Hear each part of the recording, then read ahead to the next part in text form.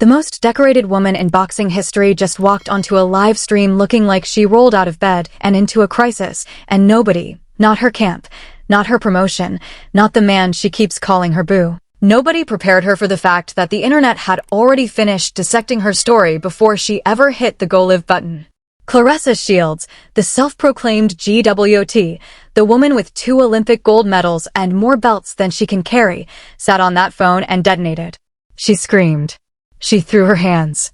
She came for bloggers, for haters, for what she called fake news, and in the middle of all that noise, she said something about Papoose that should make every single person watching this video stop and pay very close attention. Because what Claressa Shields said about where her husband would be on August 15th was not a prediction. It was a memorial. And the way she said it, the past tense she slipped into without catching herself, is the single most revealing moment in this entire saga, and almost nobody caught it. But I caught it. And when we get to the breakdown of what that phrasing actually means, when we get to the part where I walk you through how a 2-time Olympic gold medalist ended up headlining a card against a 42-year-old with 7 professional fights, while her husband can't even put a working link in his Instagram bio, I promise you are going to understand why everything Claressa Shields has done for the last year was never about boxing and was always about something she is too proud to name out loud. The fight is real. The opponent is a ghost. The husband is invisible.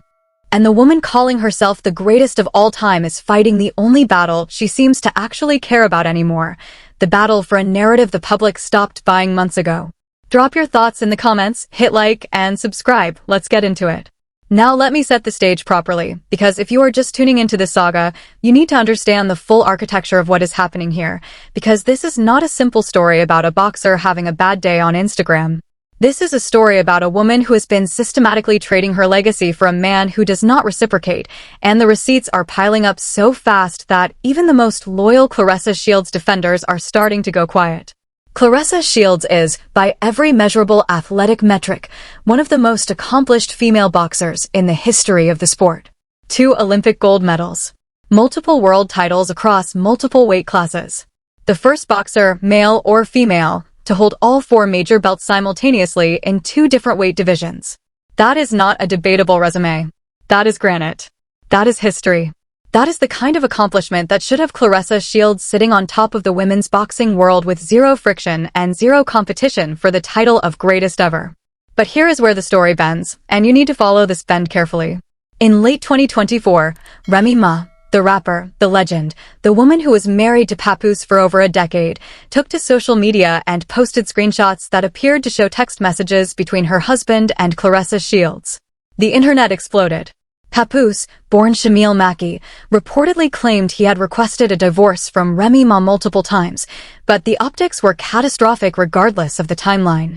Claressa Shields and Papoose confirmed their relationship publicly during a Hawaii trip in February of 2025, and from that moment forward, Claressa Shields' public narrative stopped being about boxing and started being about Papoose.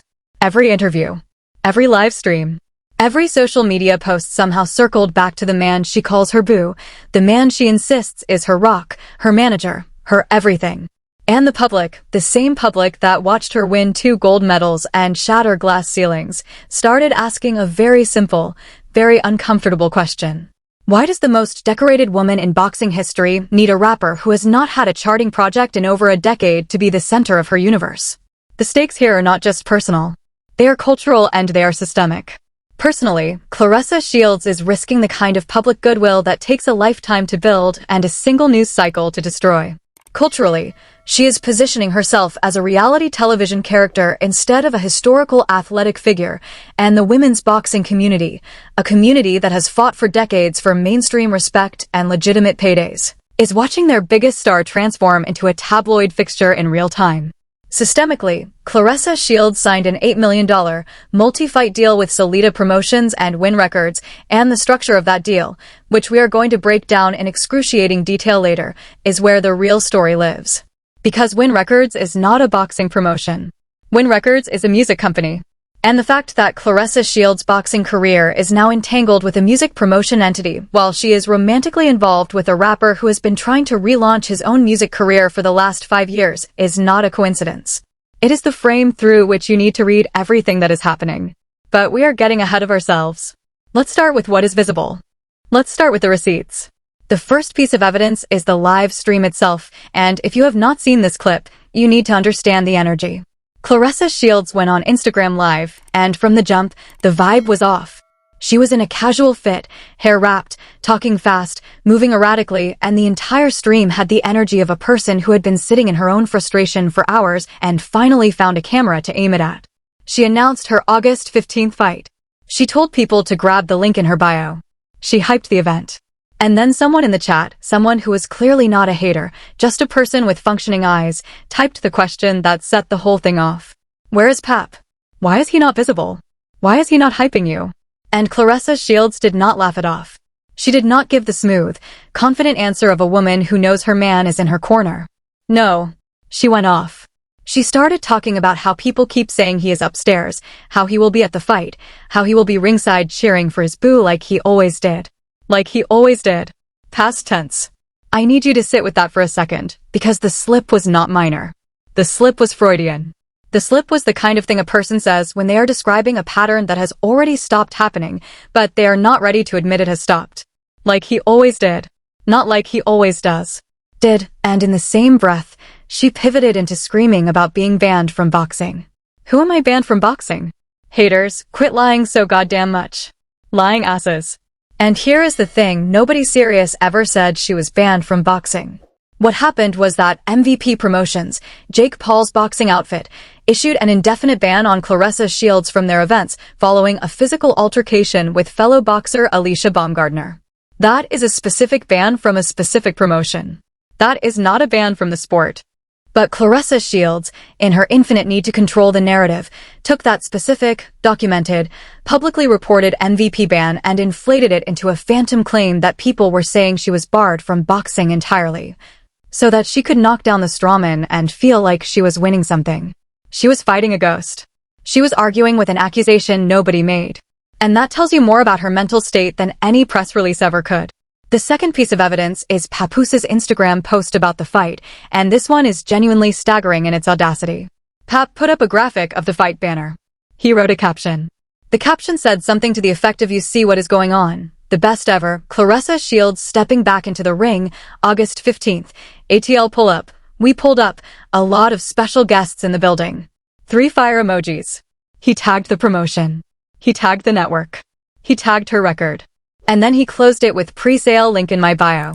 Sounds like a man showing up for his wife, right? Sounds like a partner doing the bare minimum to promote the biggest fight of her year? Well, here's the punchline that the internet caught immediately. You go to Papoose's actual bio. Right now. Go look. There is no pre-sale link.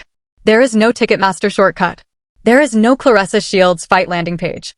What there is, sitting in that bio for the entire world to see, is a contact for bookings line for Papoose's own music career and a streaming link to his catalog. The man told his wife's audience that the ticket link was in his bio, and then used that bio to redirect traffic to his own music. Let that sink in. Let the mechanics of that maneuver really settle into your brain. He did not forget. He did not make an error. He drafted a promotional post for his wife's fight, directed people to a link that does not exist, and used the bio space to promote himself. That is not a mistake. That is a strategy.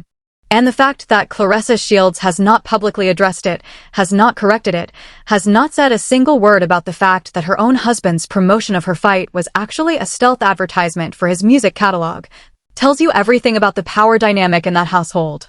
The third piece of evidence is the opponent herself, and this is where the story gets particularly uncomfortable. Claressa Shields' August 15th opponent is Kaye Scott. Kaye Scott is a 42-year-old Australian boxer with a professional record of 5 wins, 1 loss, and 1 draw. 5-1-1. 7 professional fights. 0 knockouts. She turned professional in 2023 after a lengthy amateur career, and she holds the WBC and WBA unified middleweight titles. Now, to be fair, holding unified titles is no small thing, and Kaye Scott's amateur pedigree, reportedly 15 years on the Australian national team, is legitimate. But we need to keep it real here. Claressa Shields, the woman who calls herself the greatest woman of all time, the woman who says Katie Taylor is her only real competition, the woman who dismisses Amanda Serrano as beneath her. That woman is headlining State Farm Arena in Atlanta against a 42-year-old with 7 professional fights and 0 knockouts.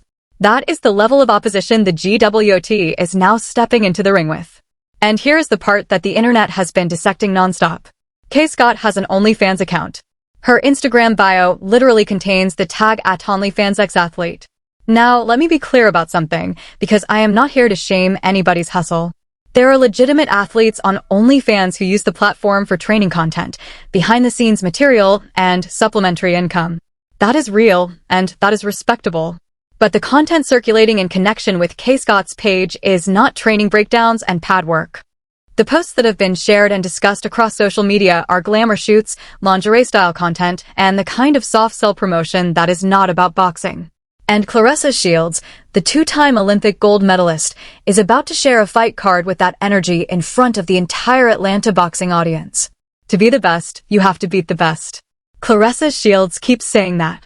So what exactly does it say about Claressa Shields that the only opponent her camp could secure for a State Farm Arena headline is a 42-year-old with 7 fights and an OnlyFans portfolio? Make that math, because it is not matching. The fourth piece of evidence is the photo shoot, and this one ties everything together in the most suspicious way possible. Just before the fight announcement chaos, Claressa Shields posted a risque photo set. Lingerie-style flicks. Glamour poses. The kind of content that stops you mid-scroll. And the cover story? The branding justification? She allegedly framed it as a promotional shoot for Damani Cosmetics, a lip gloss and beauty brand owned by Dejanay Mackey, who is Papoose's daughter. Yes. Read that again. Claressa Shields, the most decorated women's boxer alive, posed in lingerie-style content under the narrative umbrella of helping promote her stepdaughter's lip gloss line. The internet did not buy it for a single second. Because anyone with 2 functioning eyes could see that the shoot had nothing to do with lip color and everything to do with Claressa Shields selling Claressa Shields. The shoot was thirst trap content wearing a family promo disguise. And the timing, the suspicious, perfect, almost too perfect timing, aligns precisely with the fact that her August 15th opponent has an OnlyFans brand. Connect those dots. Claressa Shields is auditioning for the same lane. She is dipping her toe into the same business model. She is rebranding herself in real time, and she desperately wants it to look like a glamour pivot when it is actually a relevance grab. The shoot is not the crime. The dishonesty about what the shoot actually is, that is the crime. And oh, do I have more for you? Because everything I just laid out, the live stream, the fake bio link, the OnlyFans opponent, the lingerie shoot disguised as a lip gloss ad, that is the surface. That is what everybody can see. What is coming next is what they cannot see. What is coming next is the cultural receipts, the insider reactions, the way the people closest to this situation have been responding when they think the cameras are not rolling. And I promise you, the stans are really not going to like what Remy Ma just did. Because Remy did not just move on. Remy took a victory lap, and she did it on the biggest stage in New York sports, and the song she used to do it is the single most surgical, devastating, and petty move in this entire saga. We are about to get into it. The first piece of cultural evidence is Remy Ma's Knicks anthem, and you need to understand the layers on this one because they are vicious. During the New York Knicks' historic NBA Finals run, French Montana teamed up with Max B and Remy Ma to release a track called Ever Since You Left Me, the Big Bronx Remix, Knicks edition. The song went viral. It became an anthem. It was played in arenas, shared across social media, and turned into a celebration moment for New York basketball and New York hip-hop simultaneously. And the title, Ever Since You Left Me. Remy Ma, the woman Papoose was married to for over a decade, the woman whose marriage imploded publicly because of his relationship with Claressa Shields. That woman hopped on a Knicks Finals anthem with French Montana and Max B and titled it Ever Since You Left Me. Now, was the song originally a French Montana track that Remy simply remixed? Yes. The original had been out for months. But the decision to appear on the remix, the decision to put her name on a track with that title at this exact moment in the public narrative, the decision to ride the biggest New York sports moment of the decade with a song called Ever Since You Left Me while her ex-husband is across the internet struggling to get his wife's fight ticket link in order, that is not an accident. That is a surgical strike. And reportedly, according to multiple social media discussions and commentary channels, Papoose's response to Remy's Knicks anthem moment was to start pushing his own songs harder in his Instagram stories, as if he needed to prove he was still relevant in the music conversation. While Remy Ma is on a Knicks Finals anthem, Pap is dropping his catalog links in between fight promos for a wife whose bio link he cannot even get right. The contrast is not just stark. It is humiliating.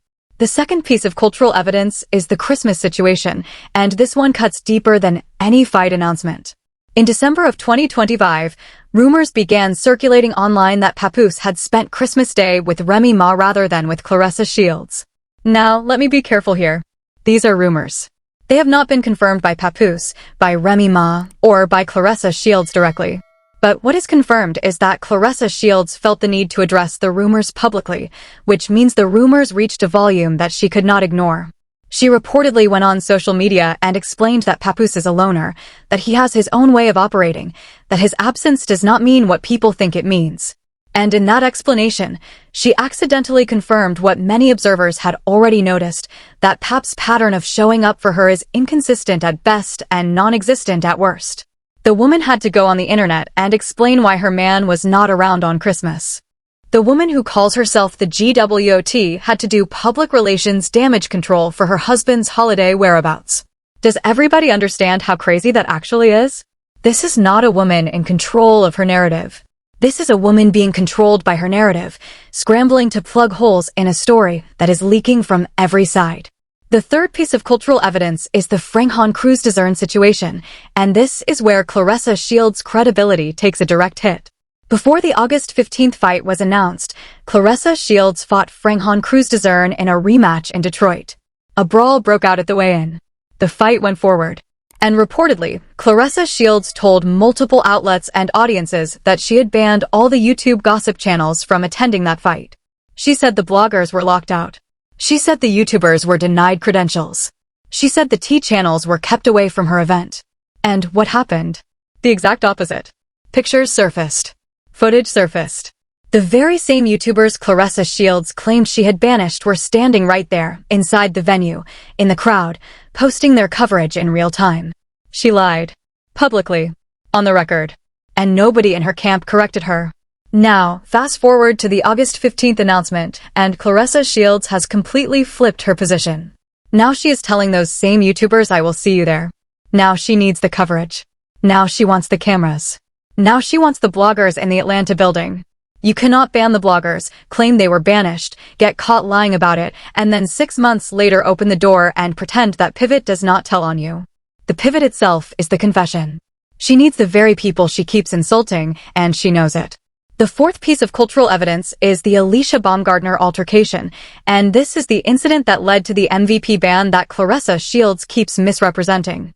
According to multiple reports from credible outlets including Yahoo Sports and Just Women's Sports, Claressa Shields got into a physical confrontation with fellow boxer Alicia Baumgardner at an MVP promotions event. The altercation was serious enough that MVP issued a public statement. The statement said, and I am paraphrasing from the reported text, that effective immediately, Claressa Shields is banned from all MVP events until further notice, that there is a time and a place for fighter tension and banter. But that what happened crossed a line. MVP is Jake Paul's promotion. MVP is one of the most visible platforms in modern boxing, particularly for crossover and high-profile events. And Claressa Shields is now locked out of it. Not because of her boxing. Because of her behavior outside the ring. The woman who calls herself the GWAT got herself banned from one of the most influential promotion companies in the sport, and instead of sitting with that reality and addressing it, she went on live and screamed that nobody ever banned her from boxing. She is yelling at the receipt instead of confronting the bill. And it is genuinely painful to watch a woman of her athletic stature, a woman with her undeniable resume, a woman who has earned real respect inside the actual ring, set fire to her public goodwill in real time over a man who cannot even put a link in his bio correctly. Now, I know some Claressa defenders are going to say, well, the MVP ban is just one promotion. She does not need MVP. She has her own deal. And that is technically true. She does have her own deal. But that deal, that $8 million deal, is exactly where the story gets dark, because the structure of that deal is not what you think it is. And we're about to get into the part of this video that changes everything about how you understand what is happening to Claressa Shields' career. Alright, gear shift. Because everything we have talked about so far, the live stream, the bio link, the opponent, the photo shoot, the Christmas rumors, the Knicks anthem, the YouTuber ban lie, the MVP altercation, all of that is the entertainment layer. All of that is the drama. All of that is what the gossip channels cover and what the comment sections debate. But none of that is the real story. The real story is structural. The real story is about how business deals, music industry dynamics, and the economics of women's boxing have created a situation where Claressa Shields' athletic legacy is being subordinated to something else entirely. And she either does not see it or she sees it and cannot bring herself to walk away from it. Let me walk you through 3 interconnected systemic layers, and I want you to pay attention to how they all lead to the same conclusion. The first systemic layer is the $8 million deal itself. In November of 2025, as reported by ESPN, The Athletic, and Sports Illustrated, Claressa Shields signed an $8 million multi-fight contract with Salida Promotions and Wynn Records. At least 4 fights. 2 years. The deal was hailed as one of the most lucrative contracts ever for a female boxer, and on the surface, that is a genuine accomplishment. Claressa Shields deserves to be paid elite money. She has earned it. But here is where you need to look closer.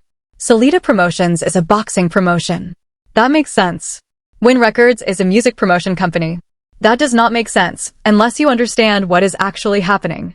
Wynn Records is best known as a music promotion agency. Claressa Shields is the first athlete they have ever promoted. The first. Not a boxer. Not a basketball player. An athlete, period. So why is a music company co-promoting a boxing deal? And why is Claressa Shields, a boxer, signing with a company whose core competency is music industry promotion? Now, connect that to the fact that her romantic partner, the man she calls her manager, the man she insists is integral to her business operation, that man is a rapper. That man has been trying to relaunch his music career for years. That man dropped 12 albums in 12 months in 2021, each one titled after a month, each one containing all new exclusive material, a feat that, to Papoose's credit, had never been done before in hip-hop history. But none of those 12 albums moved a needle. None of them stuck on a chart. None of them generated the kind of streaming numbers or cultural momentum that would justify a music promotion company investing $8 million in a deal that also includes his partner. What I think is happening here, and I want to be clear that this is my analysis, my reading of the available information, is that this deal is not purely a boxing deal. This deal is a hybrid entertainment deal where Claressa Shields' boxing career is the vehicle, but the destination is something broader. The destination is a multimedia entertainment platform that includes music, boxing, social media content, and brand partnerships, with Papoose positioned as a central figure in the operation. Claressa Shields is not just a boxer in this deal. She is an entertainment property, and the people managing that property have music industry incentives that may not align with her athletic legacy. The second systemic layer is the economics of women's boxing and why Claressa Shields is fighting Kaye. Women's boxing has a visibility problem. It has always had a visibility problem. The paydays are smaller. The audiences are smaller. The media coverage is thinner. Claressa Shields has been one of the few women's boxers who has consistently broken through that ceiling and generated mainstream attention. But here is the uncomfortable truth that nobody in the boxing industry wants to say out loud. Claressa Shields' mainstream attention in the last year has not come from her fighting. It has come from her drama. The Papoose relationship, the Remy feud, the live stream meltdowns, the MVP ban, the lingerie shoot. The gossip cycle is doing more for Claressa Shields' visibility than any fight announcement ever has. And the boxing industry knows this. The promoters know this. The networks know this. And when a fighter's visibility is driven by controversy rather than competition, the quality of opponent starts to matter less because the promoter is not selling a sporting event. The promoter is selling a spectacle. Kaye, 42 years old, 5'1" 0 knockouts, OnlyFans model. That opponent was not selected because she is the most dangerous challenge in the middleweight division. That opponent was selected because she is the most attention-generating matchup available. The fight is content. The opponent is a character. The card is a storyline. And Claressa Shields, whether she realizes it or not, is participating in the transformation of her athletic career into a content franchise, where the quality of the boxing is secondary to the volume of the conversation. The third systemic layer is the media manipulation cycle, and this is the one that really makes the truth bomb land. Claressa Shields has a parasitic relationship with the very media ecosystem she keeps attacking. She calls them fake bloggers. She calls them YouTubers. She calls them liars. She says they spread hate. She claims she banned them from her fights. She screams at them on live. But here is the structural reality. Without those YouTubers, without those gossip channels, without the shade room and the commentary channels and the reaction videos and the clip accounts, Claressa Shields' fight on August 15th has almost zero organic visibility. Her own promotion is not generating sufficient buzz. Her own husband's promotional posts are redirecting traffic to his music. Her own social media output consists of meltdowns and lingerie shoots. The only entity consistently keeping Claressa Shields in the public conversation is the YouTube commentary ecosystem. The people she insults are the people keeping her relevant. The people she calls fake are the ones generating real engagement with her brand. And the very moment, those YouTubers stop covering Claressa Shields, she will be fiending for relevance in a way that will make the current meltdowns look tame. There is only so much the shade room and allegedly paid placements can do for a brand that the public is already exhausted by. The media manipulation cycle works like this. Claressa creates drama. The YouTubers cover the drama. Claressa attacks the YouTubers for covering the drama. The attack generates more drama. The YouTubers cover the new drama. And Claressa gets more visibility without spending $1 on marketing. It is a loop. It is a manufactured outrage engine. And Claressa Shields is both the fuel and the fire, too proud to admit that she needs the machine she keeps trying to burn down. Now here is the truth bomb. Here is where everything I've been building toward converges into a single, undeniable conclusion that you are not going to hear anywhere else, because nobody else is looking at this from the structural angle. Claressa Shields is not being mismanaged by Papoose. Claressa Shields is being repositioned. She is being systematically converted from a boxing legend into a multimedia entertainment property, and the conversion is being executed through a deal structure, the Wynn Records deal. That gives a music promotion company equity in her athletic career while simultaneously creating a platform for Papoose's own music ambitions. Think about it. Papoose's music career has been stalled for years. 12 albums in 12 months and not one of them moved the needle. No chart presence. No streaming momentum. No cultural relevance outside of his relationship with Claressa Shields. But now, through the Wynn Records partnership, Papoose has a direct line into a promotion company that has $8 million invested in the woman he is romantically involved with. He has access. He has proximity. He has a structural relationship with a music entity through his partner's boxing deal. And what has he been doing with that access? He has been putting his music links in his bio while telling people to click there for his wife's fight tickets. He has been promoting his own songs and Instagram stories during fight announcement week.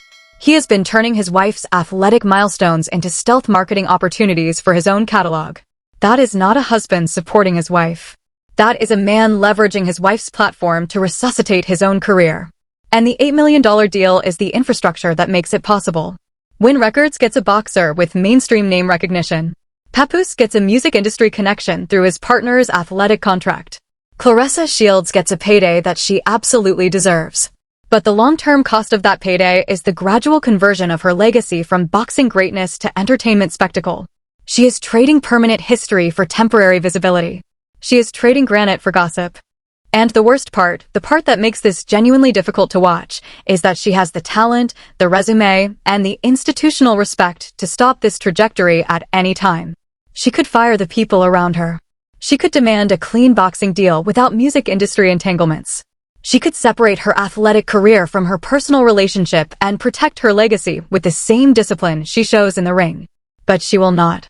Because the man she keeps defending is the same man who keeps benefiting from the structure she keeps enabling, and she is too deep in the narrative to see that the narrative is being written by someone else's interests. And let me say this directly, because I think it needs to be said by someone who has been covering this space for a long time. I have been saying for months, and you can go back and check the previous videos on this channel, that Claressa Shields' trajectory was heading toward a moment exactly like this one. I said the relationship with Papoose was going to become a professional liability. I said the live stream behavior was going to escalate. I said the opponent quality was going to decline as the drama quality increased. And every single one of those predictions has materialized. Not because I am clairvoyant. Because the structural incentives were always pointing in this direction. When a fighter's visibility is driven by controversy instead of competition, the controversy has to escalate to maintain visibility. When a promotion deal is structured around entertainment rather than sport, the sport becomes secondary. When a partner's incentives are misaligned with the athlete's legacy, the legacy erodes. These are not opinions. These are patterns. And Claressa Shields is following the pattern with the precision of someone who does not realize they are inside one.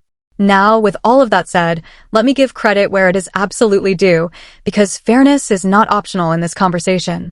Remy Ma, the woman at the other end of this saga, the woman who was publicly humiliated when her husband's relationship with Claressa Shields was exposed, Remy Ma is the one winning this story. Not by screaming on live. Not by picking fights with YouTubers. Not by headlining cards against 42-year-old opponents. Remy Ma is winning by doing the thing that every person who has ever been publicly wrong should do. She moved on. She went silent. She let the receipts speak. And when the moment was right, when the Knicks were making their historic finals run and the entire city of New York was looking for an anthem, she appeared on a track called Ever Since You Left Me with French Montana and Max B. And she did not have to explain a single thing. The title said it all. The feature said it all. The timing said it all. One person is screaming on Instagram live about fake bloggers and fighting ghosts. The other person is on a Knicks finals anthem with one of the biggest names in New York music, and the song is called Ever Since You Left Me. That contrast is not subtle. That contrast is a billboard. And here is the broader lesson, the one that extends beyond Claressa Shields and Papoose and Remy Ma and reaches into the culture at large. The person with discipline always wins the long game. The person who controls their emotions in public always outlasts the person who detonates on every live stream. The person who lets their work speak always commands more respect than the person who keeps insisting on their own greatness while their actions contradict it. Claressa Shields has the medals. She has the belts. She has the historic firsts. She has the credentials to be remembered 100 years from now as one of the most important figures in women's sports history. But legacy is not just about what you accomplish. Legacy is about how you carry it. Legacy is about the story people tell when you are not in the room. And right now, the story people are telling about Claressa Shields is not about her gold medals. It is about the meltdowns. It is about the husband who would not promote her correctly. It is about the OnlyFans adjacent fight cards. It is about the lingerie shoots branded as lip gloss promos. It is about the screaming at YouTubers who are the only reason her fight has any visibility at all. That is the legacy track she is on, and the tragedy is not that she cannot get off it. The tragedy is that she can, and she will not. While Remy Ma is riding the wave of a Knicks finals anthem and letting the culture do the talking, Claressa Shields is in her living room, hair wrapped, screaming at a phone screen, defending a man whose own bio link is a monument to self-interest. One person is building. The other is burning. And the fire is not going to stop until the person feeding it decides to put it down. This is only the start, and I need you to understand that, because this story is not resolving. It is accelerating. On August 15th, Claressa Shields steps into State Farm Arena in Atlanta against a 42-year-old opponent with 7 professional fights, and the entire boxing and commentary world will be watching, not for the boxing, but for the spectacle. Will Papoose actually show up ringside, or will that prediction age like milk in the Georgia sun? Will the YouTubers Claressa keeps attacking be the ones generating the only real conversation around the card? Will Kaye, the 5'1" Australian with an OnlyFans account and nothing to lose, shock the world on a stage nobody expected her to reach? And more importantly, will the Wynn Records deal structure start producing music content that confirms exactly what I just laid out in this video? Because if Papoose starts dropping projects through a label connected to his wife's boxing contract, every single thing I said in the deep analysis section of this video goes from analysis to confirmation in real time. Trust me, you want to be subscribed when that happens, because the breakdown is going to be surgical. And if you think this was thorough, the next video is going to make this one look like a preview. Because there is a name that has not entered the story yet, a name that, according to whispers in the industry, is about to get dragged into the Claressa Shields orbit in a way that will make the Remy Ma situation look like a warm-up, and when I drop that video, you are going to want to have already been here. Hit the notification bell. Tell somebody. And if you made it this far into the video, you're exactly the kind of viewer this channel is built for. The second something else drops, you already know exactly where to come for the breakdown. I will see you on the next one.